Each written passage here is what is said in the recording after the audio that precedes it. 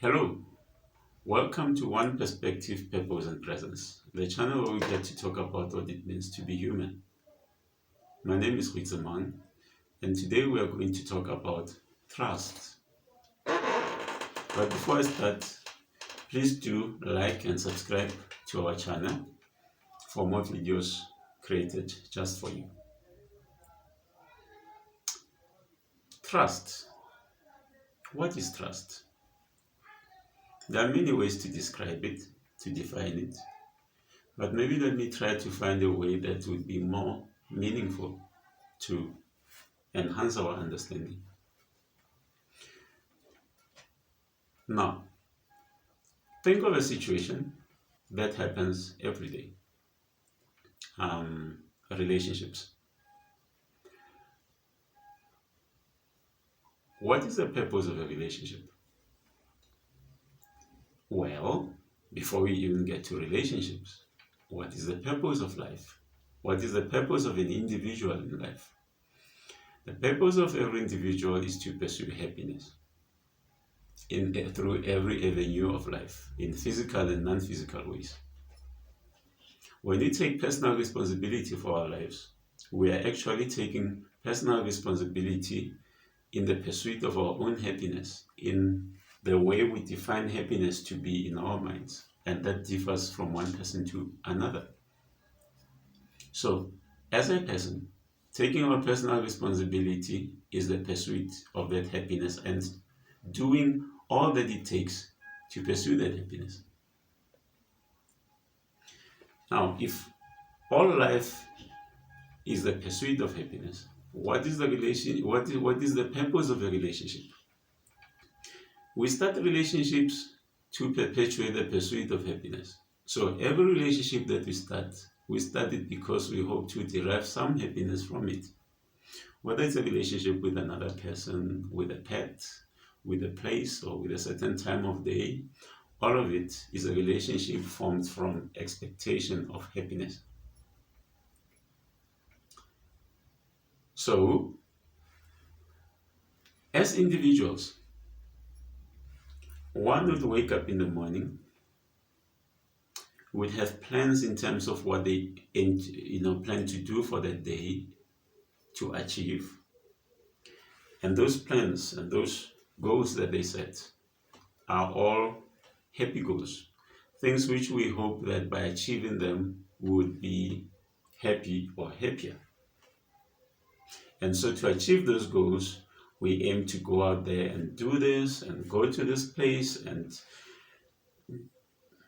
meet this person, eat this, hang with this one, and things like that. All of that is what is facing every individual in a typical day of life. All the movement, you look at any individual, look at where they go, how they dress up, whatever they wear when they go there, how they talk, and all those things are all the ways in which we hope to achieve certain types of happiness by dressing this way, talking this way, going, taking this way, not that, and things like that. All of it personal responsibility. But when we meet someone in our lives, we are also at the same time hoping to turn that relationship into a pursuit of happiness. But now in this case, it's a pursuit of happiness with the help of another person or of another thing. We expect another person or the other thing to help us to pursue that happiness. Now, we meet with someone else who, just like us, is in pursuit of their own happiness. Okay? And then we realize the similarities that are there.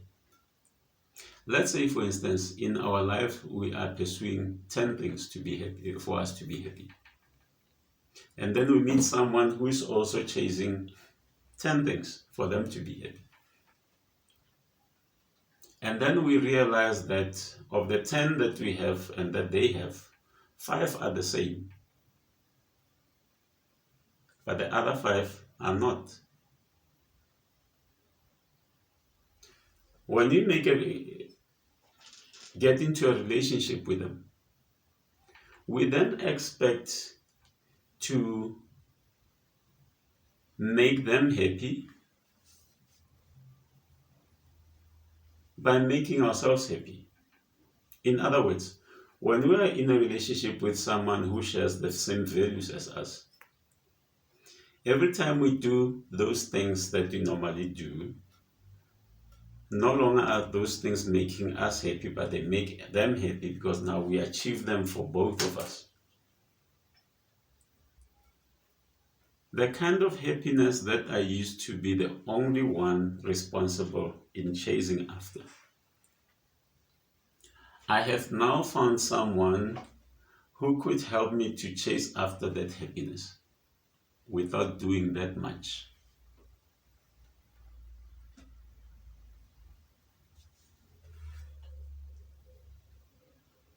We are in a relationship and we both jointly chase happiness together. We help each other to pursue our happiness.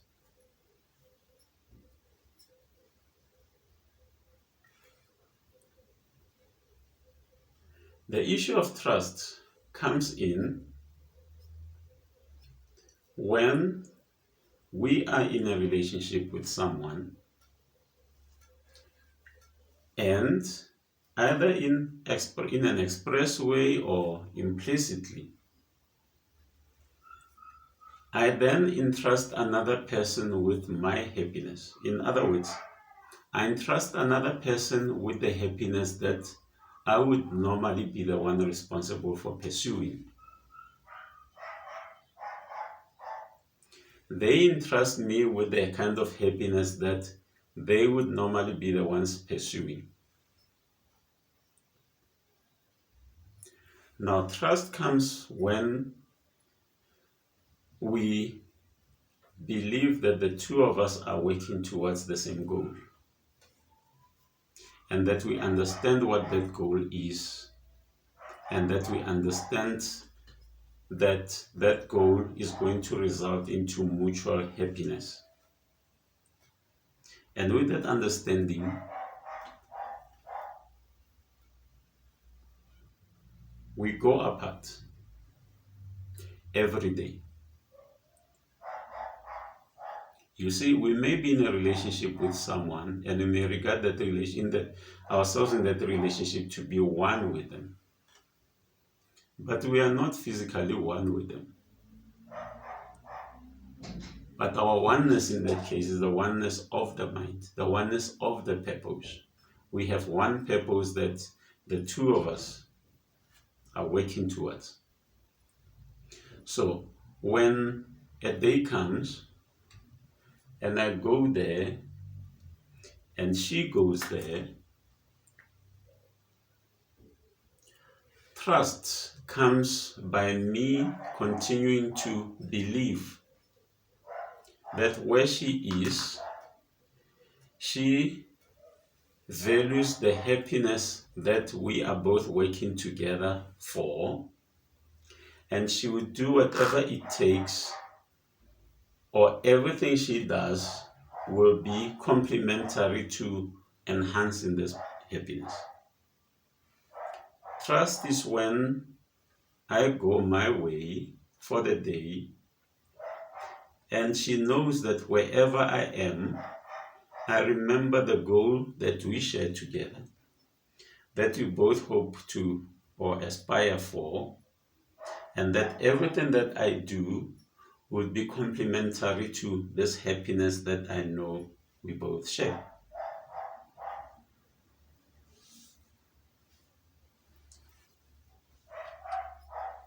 Later on, when we come together, I tell her the story of my day, where I have been, what I have done, the decisions I have made, and she looks at those and she either believes that the decisions I made and the things I've done are more complementary to our happiness, or they are not. And the same happens with her. She tells me where she's been, what she's done, the decisions she's made, and I look at all of that and I think to myself whether those things are complementary to the common goal that we are both working towards. When I don't think what she has done or the decisions she's made is complementary to that, I would then communicate to her as to how I think or believe would be the best way of dealing with that situation for the benefit of our goal. And she does the same with what I tell her to. Whatever I tell her that she feels could be done better, she tells me about it, and I understand that how best it would be to do that next time I encounter that situation. And the next time when I go to that situation, I am able to interact with it even much better, with a better understanding that an understanding that reflects both my and her will, our joint will. However, if I go to another place where I'm supposed to represent our joint will of happiness, and when I'm there, I take a decision that I know is not complementary to our joint happiness. When I come back and meet her, knowing what I have done, I may have a problem telling her of what I have done. Because obviously she's going to show me how it is not in keeping with our common goal.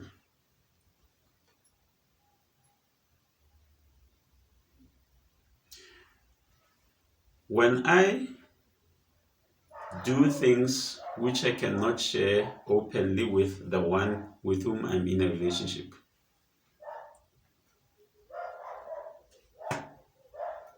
I keep them out of my situations.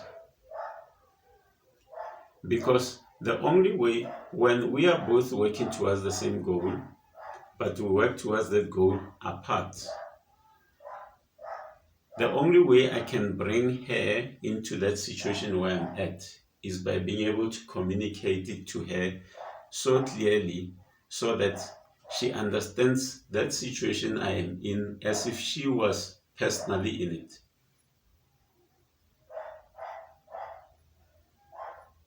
To sustain trust in a relationship,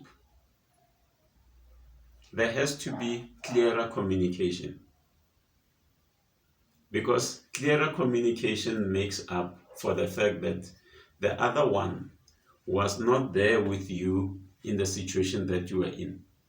You were in it alone, but being in it alone, you still remembered the common purpose that you're both working towards, and you represented that purpose as if the two of you were actually there.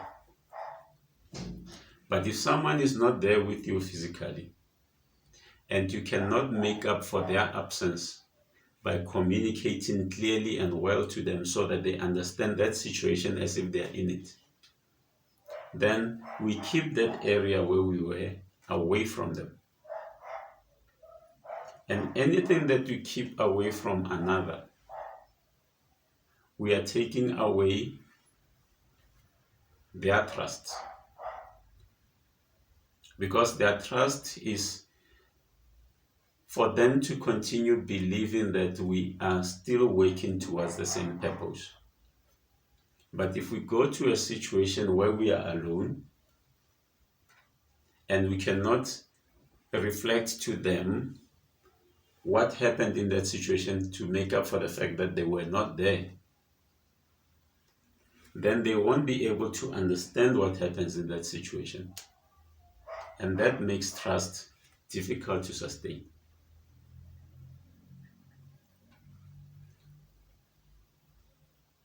Trust is trust. Trust is a belief. It is not based on anything tangible, but it is only based on a belief that whoever you are trusting is working in your best interest. In other words, whoever you are trusting is working towards the same goal that you are also working at, towards the mutual goal. Trust sometimes may not be a good thing, or rather, when it comes to the matters of personal responsibility, trust is not a good thing.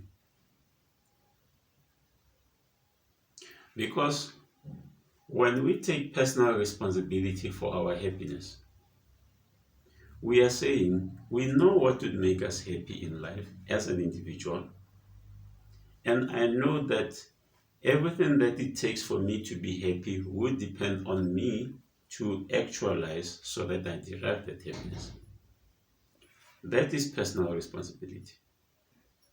So, trust comes in the moment we begin to take something that is supposed to be of personal responsibility, and then we take that responsibility and we give it to someone.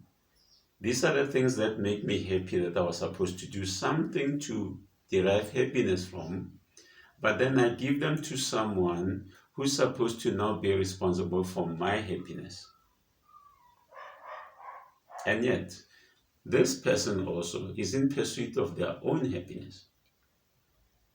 Now, sometimes this person may be willing to take the responsibility for our happiness, while also retaining the responsibility for their own happiness. But the primary driving force in life of motivation comes from how we define happiness for ourselves, not how other people define our happiness or their own happiness. So, someone may hold their own responsibility, their own happiness like this, and hold our happiness like this. And if they go somewhere where they find an opportunity to realize their own happiness and be more motivated towards that and not much towards our own happiness, that is where we would then begin to feel that happiness is not forthcoming from them, because the happiness we entrusted them with, they don't seem to be doing enough to help us realize it. That is where we begin to feel that our trust in them is misplaced, because we would not be feeling the happiness that we expected that they would be able to give to us.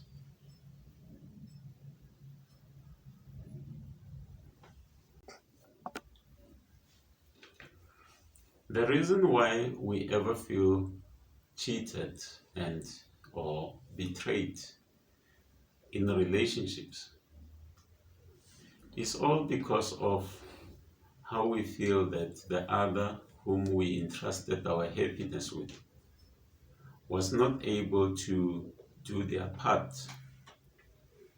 in helping us to pursue that happiness the way we would pursue it ourselves. And the only time the only reason we could ever think that any other person would pursue our own happiness the same way that they'll be able to pursue theirs, being motivated to pursue our happiness as much as their own, would only require that we surrender that personal responsibility. We surrender the fact that there is no one who could ever pursue our happiness much better than our own. because happiness is defined within each one of us, within our minds, in our own way. And that is why we could often do things or even give a gift to someone with the hope that it would make them happy, and still find that they are not happy with what you are giving to them or what you're doing for them, because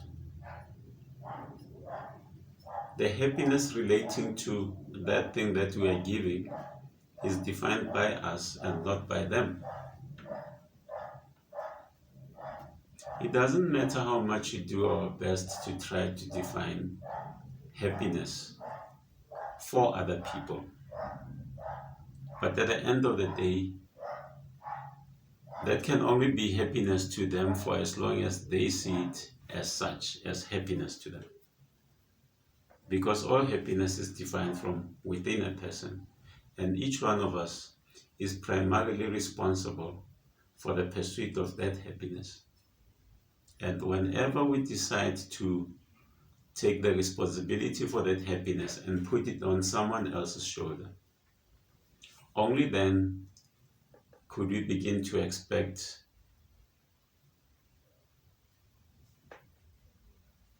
happiness that is not realized, betrayal, being cheated, and all those things that are related to trusting another person. So, maybe to sum it up, to trust someone is to believe that where they are pursuing happiness, our own happiness, the same way that they're pursuing theirs. And the only way we could ever be trusted, so that the trust in a relationship continues to prevail, is when we are alone in the pursuit of joint happiness, but we could communicate that situation, those situations where we are, with the one we're in a relationship with, so that they could be in a situation where they feel like they were there with us all along, even when they were, simply by virtue of the good communication that we are able to engage in. And the only way that we are able to engage in good communication with each other is only when we believe that our being in that particular situation, we were in it in the best way possible, representing the joint goal to the best of our ability. Because only if we believe that are we able to communicate well. But if we believe that we are not being to the best of our ability, or acting to the best of our ability in the situation where we were alone in, only then are we likely to come to a joint situation with the other person and still find it difficult to communicate with them about that situation. Why? Because we have something we want to hide about that situation that we don't want them to know about. And whenever we have something to hide from another, the first point of failure is the failure in communication. Because communication, in essence, expresses the mind of one person to another. And anything that we want to hide in the mind from another person, we can only hide by cutting communication with them, or making it deceptive, or creating distractions so that that communication does not happen. I will leave it on that note.